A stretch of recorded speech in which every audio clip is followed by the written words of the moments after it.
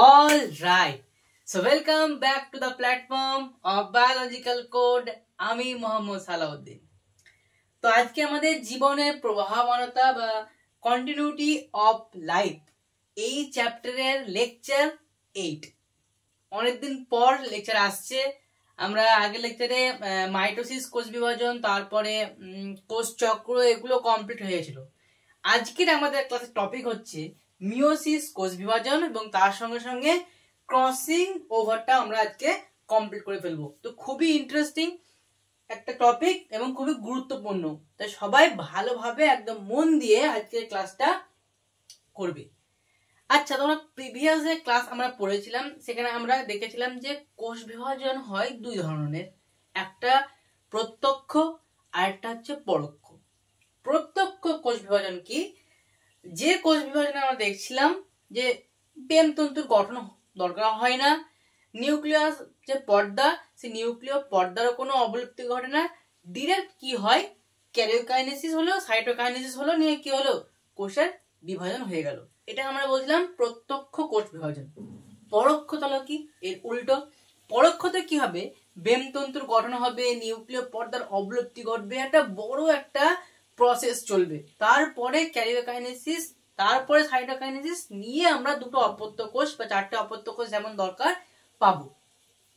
ঠিক আছে, তোমরা দেখেছিলাম যে অ্যামাইটোসিস সে হচ্ছিল কি প্রত্যক্ষ কোষ বিভাজন, কারণ অ্যামাইটোসিসের ক্ষেত্রে কিন্তু প্রেমতন্তু গঠন হচ্ছিল না, নিউক্লিয় পর্দার অবলুপ্তি ঘটছিল না, তাই অ্যামাইটোসিস ছিল প্রত্যক্ষ কোষ বিভাজন। মাইটোসিস কোষ বিভাজন কি ছিল? পরোক্ষ, কারণ সেক্ষেত্রে প্রেমতন্তু গঠন হচ্ছিল, নিউক্লিয় পর্দার অবলুপ্তি ঘটছিল। কিন্তু মিওসিস যে কোষ বিভাজন সেটা কি প্রত্যক্ষ না পরোক্ষ? মিওসিস কোষ বিভাজনের ক্ষেত্রে কি হয়? এর ক্ষেত্রেও কিন্তু প্রেমতন্তুর গঠন হয় এবং নিউক্লিয় পর্দার অবলুপ্তি ঘটে। ঠিক আছে, তাই মিওসিস কোষ বিভাজন হচ্ছে একটা কি পরোক্ষ কোষ বিভাজন। ক্লিয়ার? চলো আরো আমরা আজকে ক্লাস খুব ডিপলি বলবো। লেটস স্টার্ট মিওসিস কোষ বিভাজন। খুবই গুরুত্বপূর্ণ টপিক। আগে বললাম আমরা কি যে মিওসিস কোষ বিভাজন হচ্ছে কি এক ধরনের পরোক্ষ কোষ বিভাজন। কারণ কি?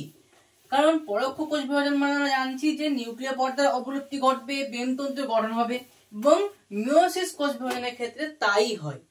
তাহলে ফার্স্ট আমরা যে পয়েন্ট আমরা পাচ্ছি মিওসিস কোষ বিভাজনের ক্ষেত্রে, মিওসিস শুধু লিখলাম এখানে আমি, প্রথম যে পয়েন্ট সেটা হচ্ছে কি এটা এক প্রকার পরোক্ষ কোষ বিভাজন।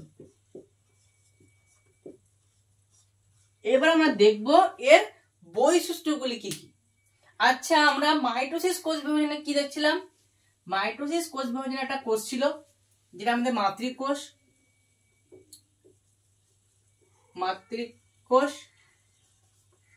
মাতৃকোষ থেকে দুটো অপত্য কোষ তৈরি হচ্ছিল।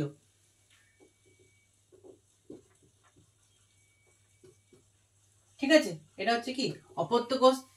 এদেরও টুয়েন থাকছিল এবং এদেরও টুয়েন থাকছিল, মানে মাতৃকোষের যে ক্রোমোজোম সংখ্যা এবং অপত্য কোষের ক্রোমোজোম সংখ্যা এরা কিন্তু সমান হচ্ছিল এবং আকার আকৃতি সব দিক থেকে কিন্তু এরা কি হুবহু মাতৃকোষের একদম অনুরূপ। ঠিক আছে, হুবহু মাতৃকোষের মতন দেখতে, এবং তাদের ক্রোমোজোমের যে বিন্যাস সেটাও একই ছিল। মানে দেখো, আলটিমেটলি আমরা দেখছি কি এখানে কোষের মাত্র একবার বিভাজন হচ্ছে। কবার? একবার বিভাজন।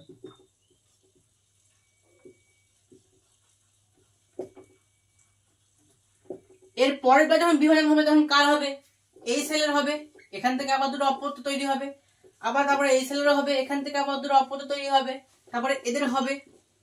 কিন্তু মিওসিস কোষ বিভাজনের ক্ষেত্রে একটু ডিফারেন্ট কোষ বিভাজন একটু হয়। ওখানে কেমন হয়? মিওসিসের ক্ষেত্রে বলি, মাইটোসিস কি হলো? একবার বিভাজন হচ্ছে, সাইটোপ্লাজমের একবার বিভাজন, নিউক্লিয়াসের একবার বিভাজন, আলটিমেটলি কোষের একবারই বিভাজন হচ্ছে। কিন্তু মিওসিসের ক্ষেত্রে কি হয়? এটা হচ্ছে মাতৃকোষ,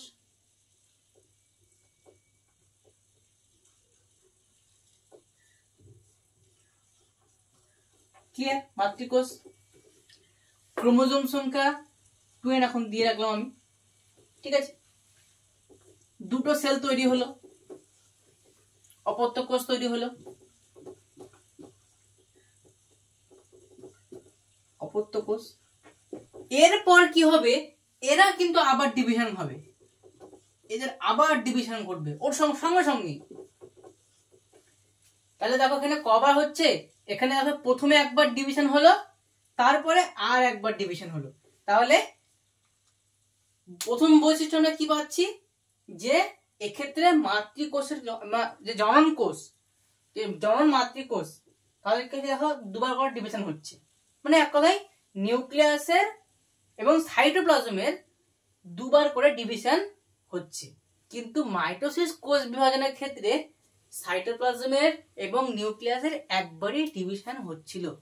এটা প্রথম পার্থক্য আমরা পেলাম, মানে পার্থক্য না, প্রথম বৈশিষ্ট্য যদি বলি আমরা।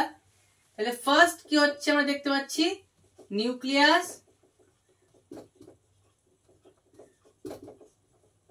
আর কি সাইটোপ্লাজম,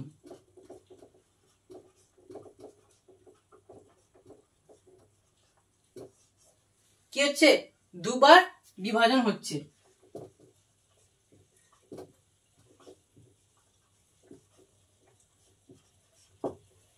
ক্লিয়ার? দুবার বিভাজন হচ্ছে। প্রথম যে বিভাজন একে আমরা বলবো মিওসিস, মিওসিস 1, এবং এই সেকেন্ড বিভাজনকে আমরা বলবো মিওসিস 2, মিওসিস 2, যেখানে শর্ট ফর্মে বলবো কি M1 আর একে বলবো আমরা M2। ক্লিয়ার? এটা একটা সিম্পল কনসেপ্ট গেল।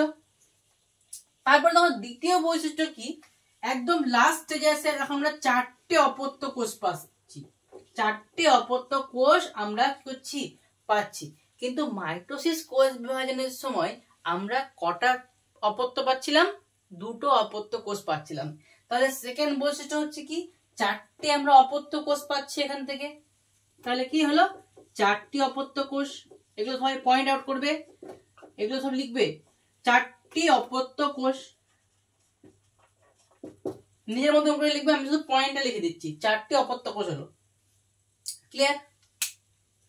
এরপরে দেখো যেটা খুবই একটা গুরুত্বপূর্ণ এই কোষ বিভাজনে হয়, সেটা কি হয়, আমরা মাইটোসিসে কি দেখছিলাম, যে কোষের বিভাজন হলো, তো মাতৃকোষের ক্রোমোজোম সংখ্যা যদি 2n হয়, তো অপত্য কোষের ক্রোমোজোম সংখ্যা 2nই হচ্ছিল। হচ্ছিল কি হচ্ছিল না? হচ্ছিল। কিন্তু যখন মিওসিস কোষ বিভাজন হবে, তখন কিন্তু মাতৃকোষ থেকে যখন প্রথম মিওসিস বিভাজন হয়, প্রথম যখন বিভাজনটা হলো, মানে মিওসিস 1 যখন হচ্ছে, তখন এই যে ক্রোমোজোম সংখ্যা 2n আছে এখানে, তো এই 2nটা এখানে কি হবে, অর্ধেক হয়ে যাবে, নিয়ে কি হবে, n হবে। এটা হচ্ছে খুবই একটা গুরুত্বপূর্ণ পয়েন্ট।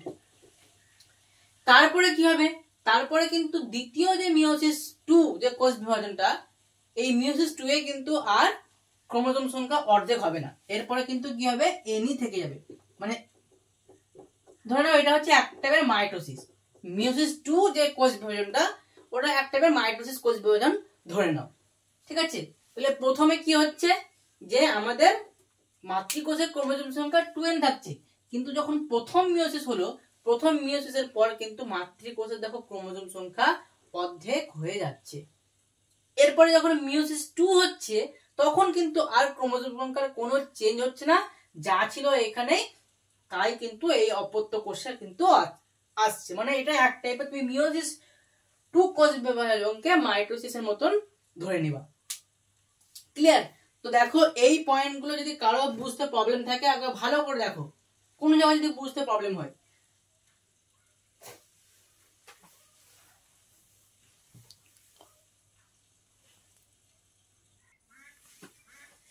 তাহলে ক্লিয়ার হলো এই পয়েন্টগুলো। এবার দেখো আমরা নেক্সট তাহলে কি দেখলাম, আমরা এই পয়েন্টটা কি দেখলাম, যে ক্রোমোজোম সংখ্যা মাতৃকোষের অর্ধেক। আচ্ছা, এটাকে আমরা এখন মিটিয়ে দিই।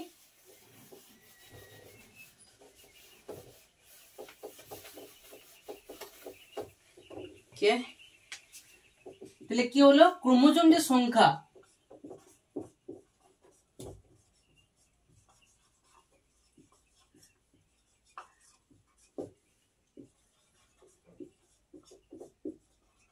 মাতৃকোষের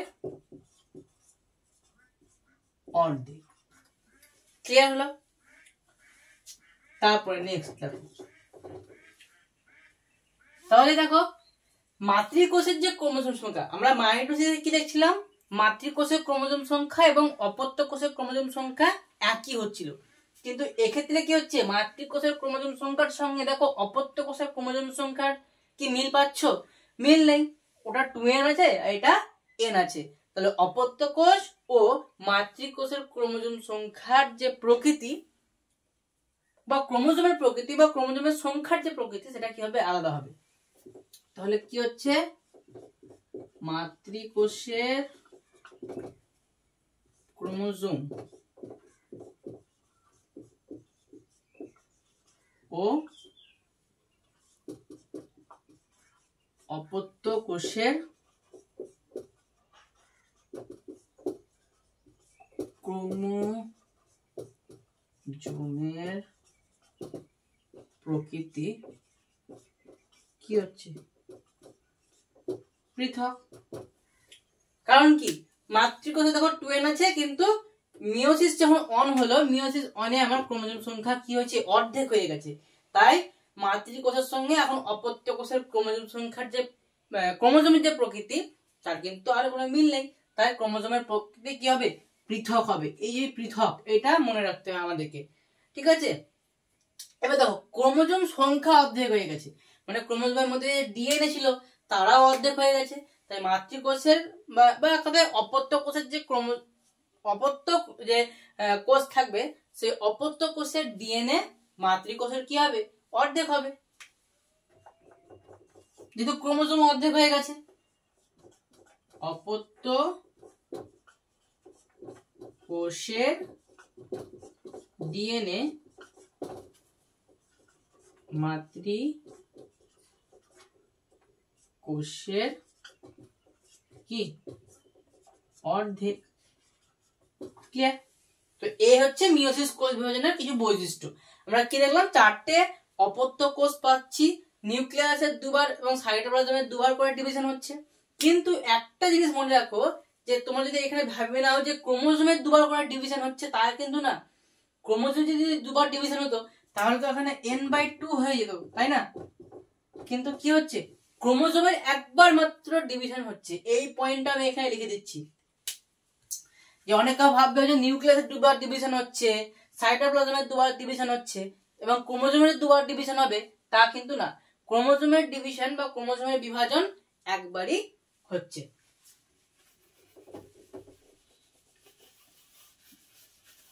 কখন ক্রোমোজোমের বিভাজন কখন হচ্ছে, মিওসিস অনে। তাহলে কি,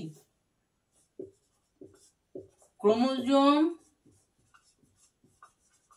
বিভাজন কবার, একবার।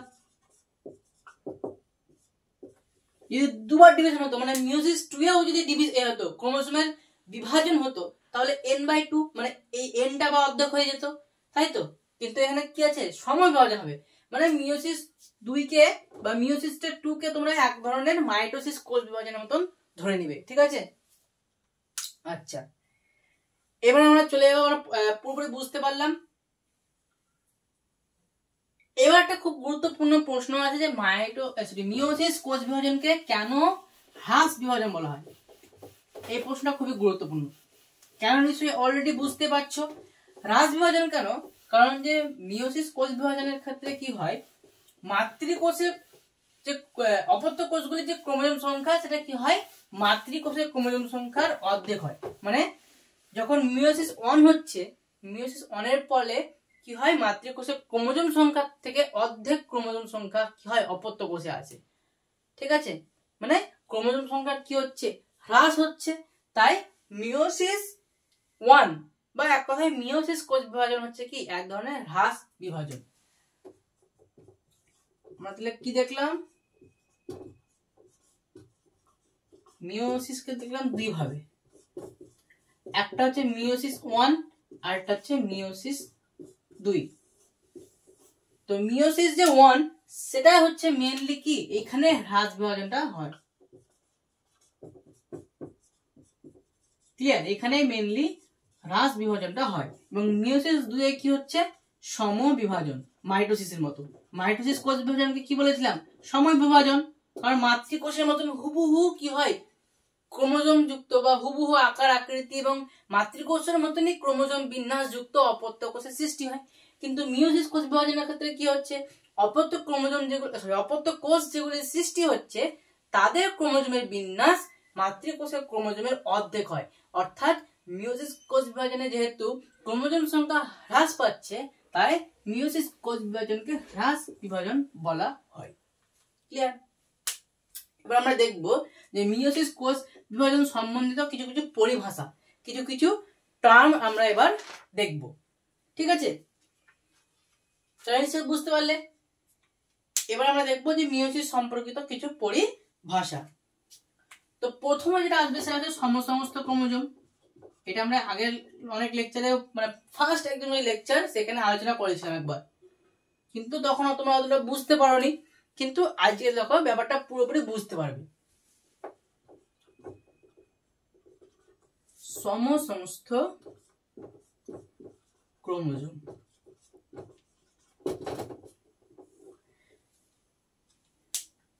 দুটি ক্রোমোজোম আমরা পাশাপাশি রাখবো। এবার ভালোভাবে টেস্টিং করলাম যে হ্যাঁ এই ক্রোমোজোমের হাইট এবং ওই ক্রোমোজোমের হাইট একই, তাদের আকারও একই। তারপর আমরা দেখলাম কি যে ক্রোমোজোম আছে তাদের মধ্যে জিনের বিন্যাস কেমন আছে। দেখি যাদের জিনগত যে বিন্যাস সেই জিনগত বিন্যাসটাও কি একই ধরনের। তাহলে আমরা দেখতে পাবো কি যে ওই দুটো ক্রোমোজোমকে আমরা নাম দিব সমসমস্ত ক্রোমোজোম। ক্লিয়ার? ঠিক আছে? তাহলে কি দেখলাম আমরা যে একই আকার আকৃতি এবং একই রকম জিনগত বিন্যাস যুক্ত দুটি ক্রোমোজোম জোড়াকে আমরা কি বলবো? সমসমস্ত ক্রোমোজোম। তাহলে কি হলো?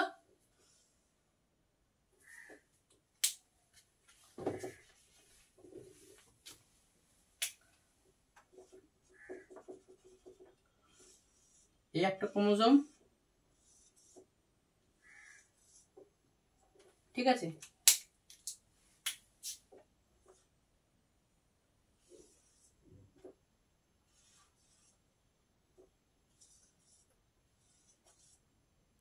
আর এই একটা ক্রোমোজোম।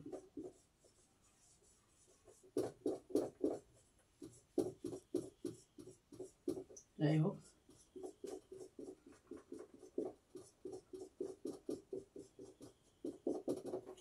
তো দেখো এদের আকার, এই ক্রোমোজোমগুলি আকার আকৃতি এবং এদের মধ্যে যে জিনের যে বিন্যাস সেটা যদি একই ধরনের হয় তাহলে এই দুটো ক্রোমোজোম জোড়াকে আমরা কি বলবো? সমসমস্ত ক্রোমোজোম বা হোমোলোগাস ক্রোমোজোম বলবো। ঠিক আছে? এবার নন সিস্টার ক্রোমাটিড, এরপরে আমাদের কথা আসবে নন সিস্টার ক্রোমাটিড সম্বন্ধে। আচ্ছা, এই যে ক্রোমোজোম, এই ক্রোমোজোম মানে একই ক্রোমোজোমের যে বাহুদ্বয়, এই এটা পুরোপুরি ক্রোমোজোম। তো এই ক্রোমোজোমের এই দুটি বাহু এরা হচ্ছে কি? এটা হচ্ছে সমসমস্ত, মানে একই ক্রোমোজোমের সমক্রোমোজোমের, তাই এটা হচ্ছে কি? সমসমস্ত। ঠিক আছে? সমসমস্ত সরি সিস্টার ক্রোমাটিড, সমসমস্ত বলছি আমি এবার।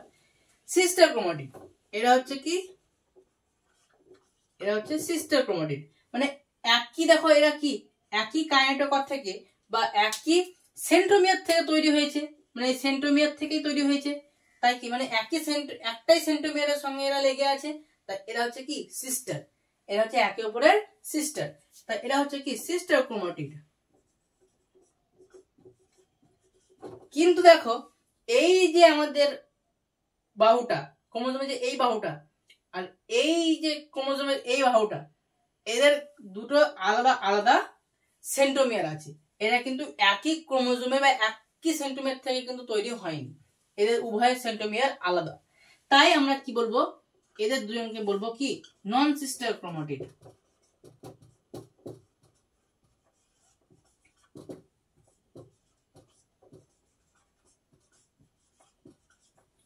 তাহলে সিস্টার ক্রোমাটিড কি এবং নন সিস্টার ক্রোমাটিড কি, সমস্ত ক্রোমোজোম কি, নিশ্চয়ই বুঝতে পারলে কোনো অসুবিধা নেই। ঠিক আছে?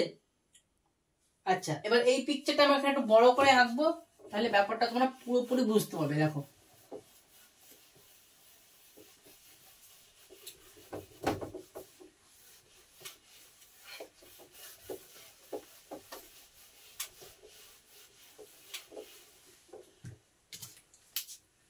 আচ্ছা, এটা হচ্ছে একটা ক্রোমোজোম।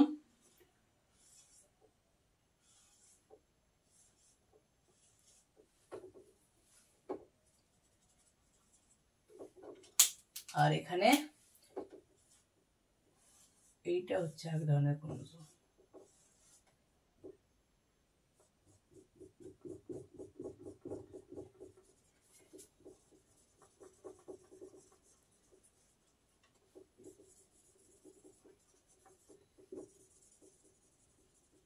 ক্লিয়ার? এরা হচ্ছে আমরা কি বললাম, একে অপরের হোমোলোগাস ক্রোমোজোম বা সমস্ত ক্রোমোজোম। যেহেতু এদের আকার আকৃতি জিনগত বিন্যাস সব একই।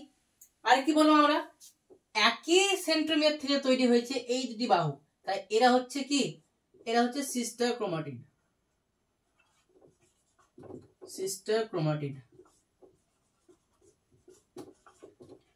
আর এই ক্রোমোজোমের এই বাহুটা আর এই ক্রোমোজোমের এই বাহুটা হোক বা এটা হোক বা এটা হোক বা যে কোনো, আমি এই বাহু মানে এই বাহু সাপেক্ষে তুমি যে কোনো চারটে বাহুকে যদি তুলনা করো, তাহলে এরা সবাই হচ্ছে কি নন সিস্টার ক্রোমাটিড। বা তুমি যদি এই বাহুর সঙ্গে এদের এই বাহুকে তুলনা করো, এরা হচ্ছে নন সিস্টার, বা এর সঙ্গে এদের তুলনা করো, এরাও নন সিস্টার।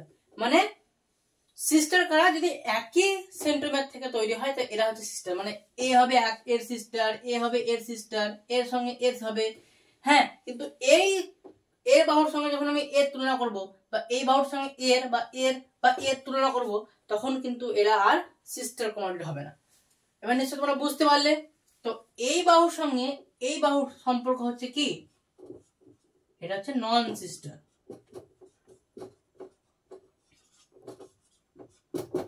ক্লিয়ার? তাহলে কি আমাদের পুরোপুরি এটা ক্লিয়ার হলো যে সিস্টার ক্রোমাটিড কোনটা আর নন সিস্টার ক্রোমাটিড কোনটা। এরপর আমরা দেখবো সাইন্যাপটোনিমাল কমপ্লেক্স। সাইন্যাপটোনিমাল কমপ্লেক্স হচ্ছে কি, এটা হচ্ছে এক ধরনের নিউক্লিয় প্রোটিন টাইপের একটা গঠন, যেটা কি করে দুটো হোমোলোগাস ক্রোমোজোম বা সমস্ত ক্রোমোজোমকে জোড় বাঁধতে সাহায্য করে। যখন এবার আমরা নেক্সট আমাদের টপিক হচ্ছে ক্রসিং ওভার। তো যখন ক্রসিং ওভার ঘটে তখন দুটি সমস্ত ক্রোমোজোম একে অপরের কাছাকাছি চলে আসে, একদম লেগে যায়, গায়ে গায়ে কি হয়, লেগে যায়। তো ওটা লাগতে সাহায্য করছে কি, এই সাইন্যাপটোনিমাল কমপ্লেক্স। ঠিক আছে, তাহলে কি দেখলাম আমরা, সাইন্যাপটোনিমাল কমপ্লেক্স।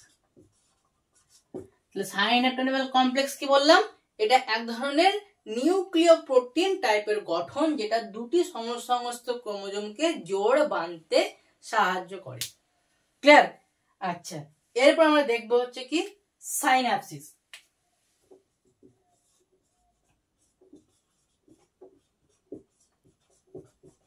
সাইন্যাপসিস, আচ্ছা সাইন্যাপসিস কি, এই যে সাইন্যাপটোনিমাল কমপ্লেক্স দুটো ক্রোমোজোমকে জোড় মানে জোড় বাঁধাচ্ছে এরকম করে।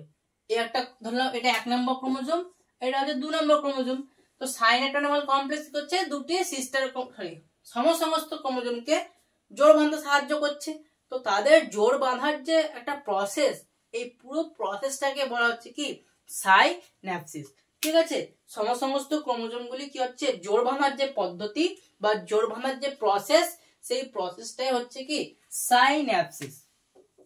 ঠিক আছে, তোমরা নিজেরা বুক থেকে ভালো করে পড়বে। হচ্ছে কি সাইন্যাপটোনিমাল কমপ্লেক্স কি করছে, দুটি সমস্ত ক্রোমোজোমকে জোড় বাঁধাচ্ছে, সেই জোড় বাঁধার পদ্ধতি হচ্ছে কি সাইন্যাপসিস। ক্লিয়ার? এরপর আমরা দেখবো হচ্ছে বাইভ্যালেন্ট।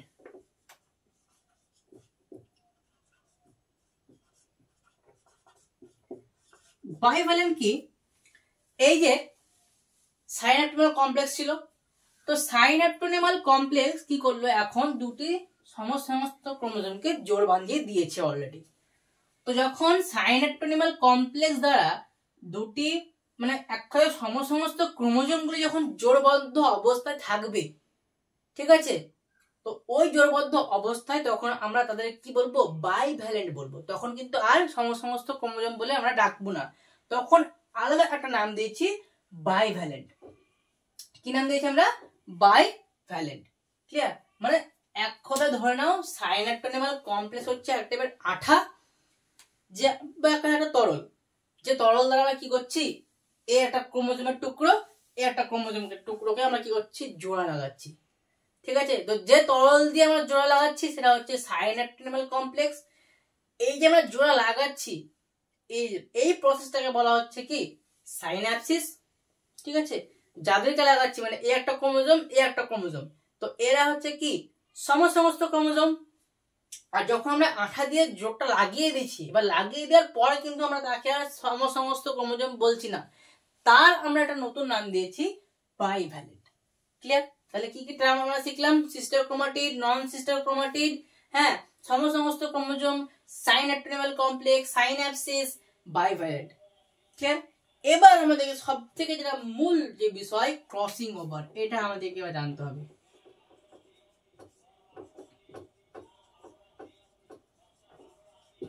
এটা খুবই ইম্পর্টেন্ট। আচ্ছা দেখো, এবার তাহলে কি হয়েছে, আমার বাইভ্যালেন্ট গঠন হয়ে গেছে, মানে সমস্ত ক্রোমোজোমগুলি জোড়বদ্ধ হয়ে গেছে।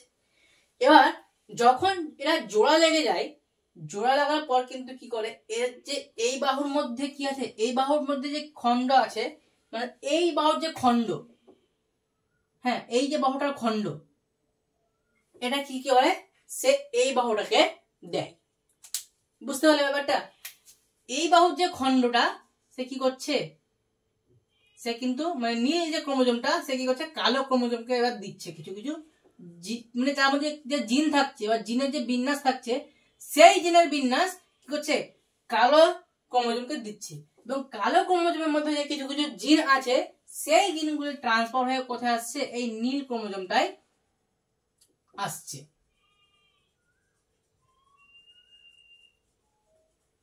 ঠিক আছে, বুঝতে পারলেন নিশ্চয়ই?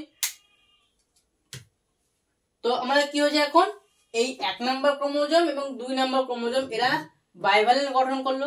বাইভ্যালেন্ট গঠন করার পর কি করছে, এই ক্রোমোজোমটার এই বাহুটা ধরে নাও, এই বাহুতে যে সকল জিন আছে সে কি করবে, এই 2 নম্বর ক্রোমোজোমের এই বাহুকে দিয়ে দিবে। আর 2 নম্বর ক্রোমোজোমের এই বাহুতে যে জিনের আছে, এই জিনগুলো সে কি করবে, এই ক্রোমোজোমকে ট্রান্সফার করবে। কিরকম হবে দেখো, ট্রান্সফার করলে ধরে নাও, মানে ক্রসিং ওভার করে গেল। তো এই যে একটা খণ্ড বিনিময়, মানে তাদের যে জিনের যে বিনিময়, এই বাহু খণ্ডটা কোথায় যাচ্ছে, এখানে যাচ্ছে, এবং এর যে খণ্ডটা এখানে চলে আসছে। জিনের বিনিময় হওয়া মানে হচ্ছে কি, তাদের যে খণ্ড থাকছে, মানে তাদের যে ক্রোমাটিডের একটা পার্ট, সেই ক্রোমাটিডের পার্টটাই তারা কি করছে, দিয়ে দিচ্ছে। কেমন ভাবে দেখো, দেখাচ্ছি এখানে।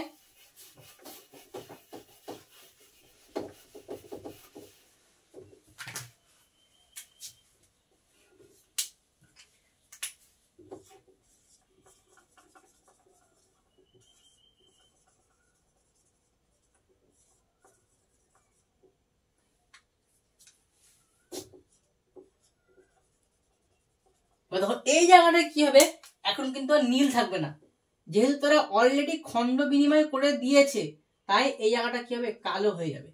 এবার খণ্ড বিনিময় করার সময় কি হয়, এই বাহুটা কিন্তু কি হয়, এই বাহুর সঙ্গে কিন্তু লেগে যায়, মানে এই বাহুটা কি হবে, এই বাহুটার সঙ্গে কিন্তু কি হবে, লেগে যাবে ভাবে। ঠিক আছে, তো এই যে সমস্ত ক্রোমোজোম গুলি বাইভ্যালেন্ট গঠন করলো, তারপরে এরা যে একে অপরের মধ্যে খণ্ড বিনিময় করছে, তো এই খণ্ড বিনিময়টাকেই বলা হচ্ছে কি, ক্রসিং ওভার। এবার যদি তোমাকে জিজ্ঞেস করা হয় যে ক্রসিং ওভার কি, তাহলে নিশ্চয়ই বুঝতে পারবে যে বাইভ্যালেন্ট গঠনকারী ক্রোমোজোম গুলি যখন কি করছে, বাইভ্যালেন্ট গঠনকারী ক্রোমোজোম গুলি যখন একে অপরের মধ্যে খণ্ড বিনিময় করছে। ঠিক আছে, তো এই যাদের নন সিস্টার ক্রোমাটিড, অবশ্যই কিন্তু নন সিস্টার ক্রোমাটিডের মধ্যে খণ্ড বিনিময় হচ্ছে। এরা কি সিস্টার ক্রোমাটিডের মধ্যে খণ্ড বিনিময় করছে না, খণ্ড বিনিময় করছে কাদের মাধ্যমে, নন সিস্টার ক্রোমাটিডের মধ্যে। এই ক্রোমোজোমের এই বাহু এবং এই ক্রোমোজোমের এই বাহু, এরা পরস্পরের নন সিস্টার ক্রোমাটিড, তাই খণ্ড বিনিময় একমাত্র নন সিস্টার ক্রোমাটিডের মধ্যেই হবে। ক্লিয়ার?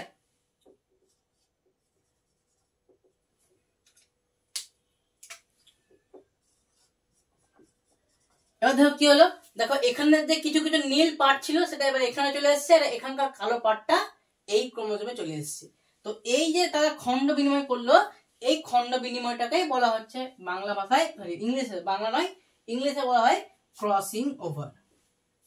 ঠিক আছে, এবং ক্রসিং ওভার অবশ্যই কি হবে, নন সিস্টার ক্রোমাটিডের মধ্যেই হবে, অবশ্যই নন সিস্টার ক্রোমাটিড এর মধ্যে হয়। এটা কিন্তু দিতে যে ক্রসিং ওভার কোন দুটি ক্রোমাটিডের মধ্যে হয়, নন সিস্টার। তাহলে নিশ্চয়ই বুঝতে পারলে। এবার দেখো এই যে ক্রসিং ওভার ঘটার সময় এই যে এই জায়গাটা লক্ষ্য করো, দেখো এই বাহুটা এই ক্রোমোজোমের এই বাহু এবং এই ক্রোমোজোমের এই বাহু দেখো এক ধরনের গঠন সৃষ্টি করেছে, একটা স্ট্রাকচার। কেমন স্ট্রাকচার গো, দেখো এক্স আকৃতি, এক্স আকৃতি এক ধরনের স্ট্রাকচার এরা তৈরি করেছে। এক্স এই জায়গাটা ভালো লক্ষ্য করো, এক্স সেট না, এক্স সেট। তো এই ক্রসিং ওভারের সময় যে এক্স যে আকারটা গঠন হয় একে বলা হয় কায়াজমা। কি বলা হয়, কায়াজমা। ক্লিয়ার, এটাও খুব ইম্পর্টেন্ট। এবং ক্রসিং ওভারের মাধ্যমে কি হচ্ছে, জিনের পুনর্বিন্যাস ঘটে। তাহলে ক্রসিং ওভারের মাধ্যমে কি হচ্ছে, জিনের কি হচ্ছে, পুনর্বিন্যাস।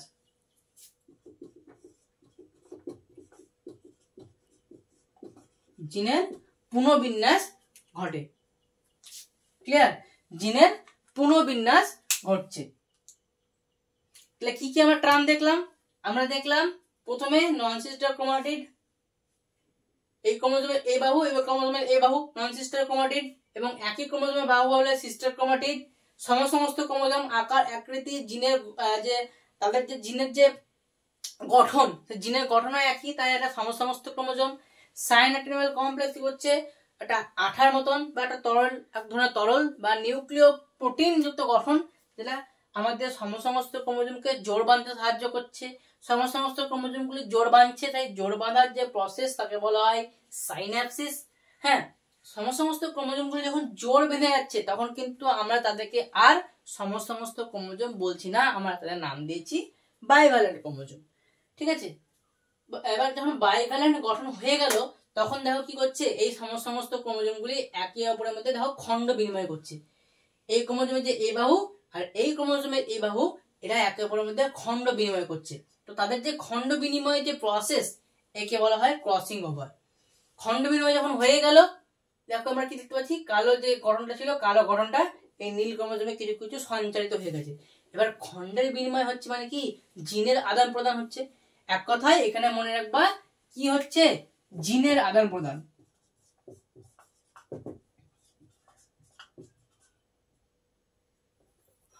জিনের আদান প্রদান, জিনের আদান প্রদান হচ্ছে। ঠিক আছে, এবার দেখো যখন ক্রসিং ওভার ঘটলো তখন এক ধরনের এক্স শেপের গঠন তৈরি হয়েছে, যাকে আমরা বললাম কি কায়াজমা। এবং অবশ্যই কি ক্রসিং ওভার সবসময় কি হবে, নন সিস্টার ক্রোমাটিডের মধ্যে হবে, সিস্টার ক্রোমাটিডের মধ্যে হবে না। এবং ক্রসিং ওভারের ফলে আমাদের কি হচ্ছে, জিনের পুনর্বিন্যাস হচ্ছে। এই পয়েন্ট আমাদেরকে মনে রাখতে হবে আজকের ক্লাসে। এবার আমরা এতক্ষণ ধরে যে গলা ফাটিয়ে মিওসিস করছি, এবার আমরা দেখবো যে মিওসিসের তাৎপর্য কতটুকু। মানে আমাদের শরীরে আমরা মাইটোসিসের গুরুত্ব তো পড়েছি, যে আমাদের কি করছে, মাইটোসিস আমাদের কোষের বিভাজনের সময় পেশির বৃদ্ধি ঘটছে, হাইট ইনক্রিজ হয়, ক্ষতস্থান পূর্ণ হয়।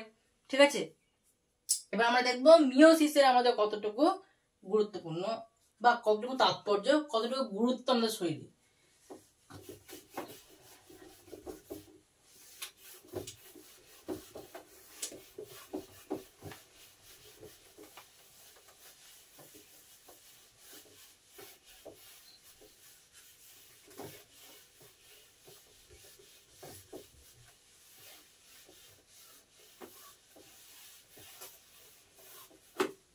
আচ্ছা,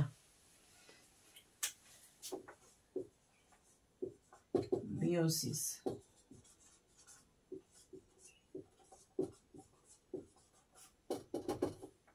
মিওসিস আমরা তাৎপর্য দেখবো। প্রথম যেটা করে প্রথমত সেটা হচ্ছে জনন কোষ উৎপাদন।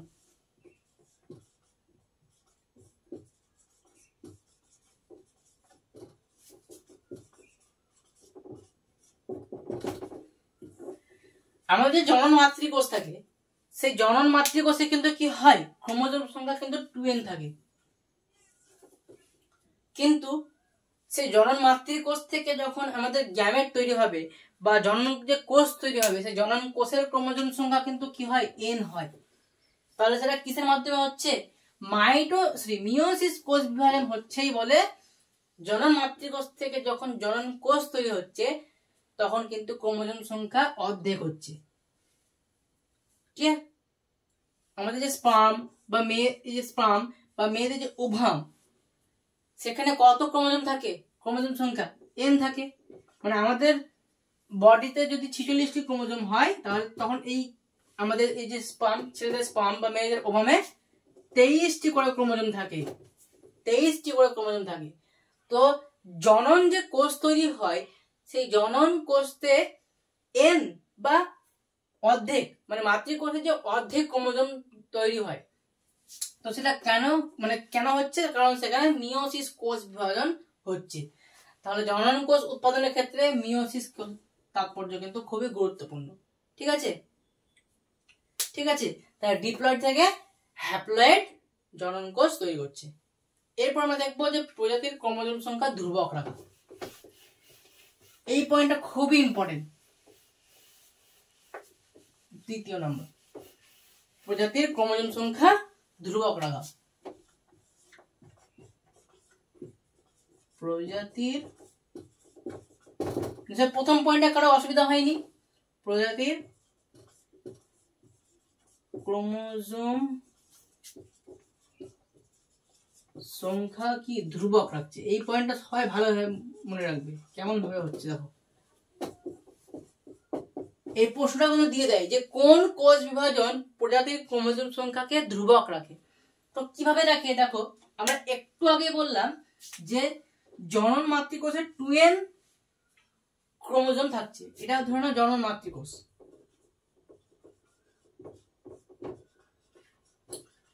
এবার মিওসিস কোষ বিভাজন হলো, নিয়ে সেখান থেকে আমাদের কি হলো, এটা জনন কোষ তৈরি হলো।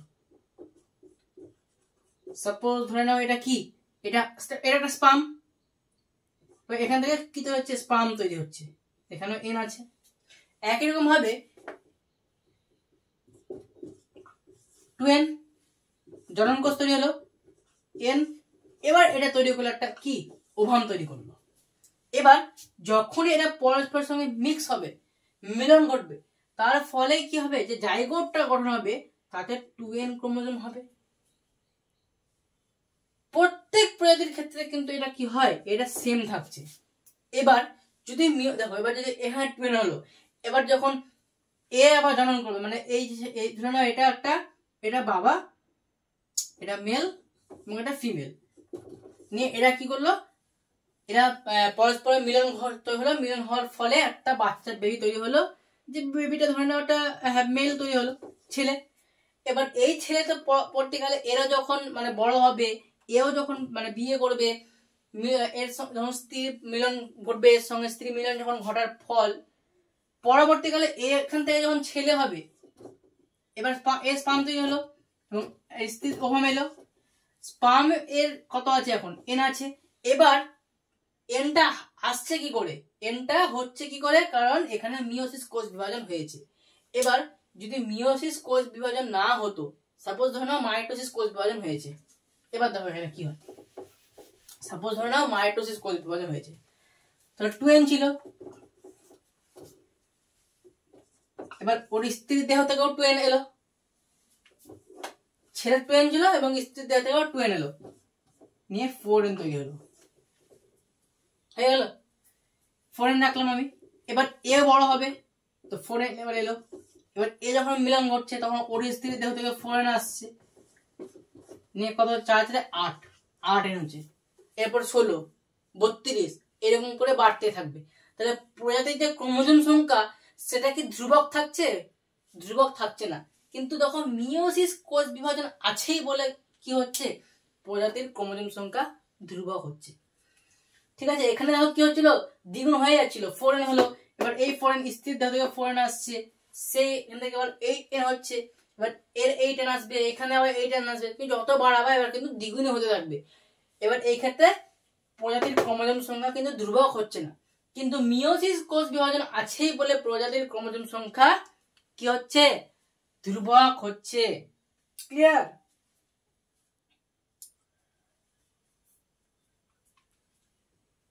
এই জিনিস আমি আরেকবার বলছি, দেখো যদি কোনো সমস্যা থাকে।